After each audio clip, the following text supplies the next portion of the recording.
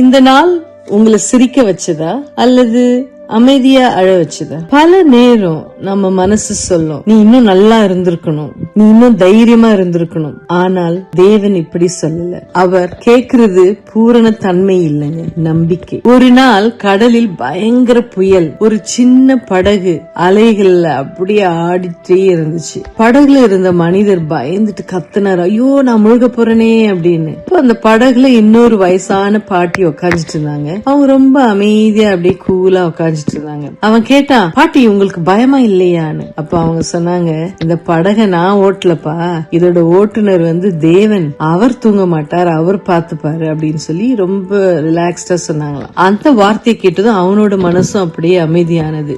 சங்கீதம் 121:4 பாத்தீங்கன்னா, இஸ்ரவேலை காக்கிறவர் தூங்குகிறதும் இல்லை உறங்குகிறதும் இல்லை என்று வாசிக்கிறோம். நம்ம வாழ்க்கையிலும் புயல் வருது, பிரச்சனை பெருசா தெரியும். ஆனா நினைச்சு பாருங்க, நீங்க தனியா இல்ல. நீங்க தூங்கும் போதும் தேவன் விழிச்சிட்டு இருக்காரு. இன்னைக்கு இரவு உங்க பயத்தை என்ன ஆகுமோன்னு அங்க மனசு படப்படுத்து பயந்து போயிருந்தா ஒரு சின்ன ஜெபம் பண்ணிட்டு, ஆண்டவரே என் வாழ்க்கை படக உங்க கையில ஒப்படைக்கிறேன்ப்பா. அலைகள் அமைதியாகாத போதிலும் என் மனசுக்கு அமைதியை தாங்க. நீங்க விழிச்சிருக்கிறீங்கன்னு நம்பிக்கையோட நான் இப்ப தூங்க போறோம்ப்பா அப்படின்னு சொல்லி ஒரு சிறிய ஜெபம் பண்ணிட்டு சமாதானத்தோடு தூங்குங்க.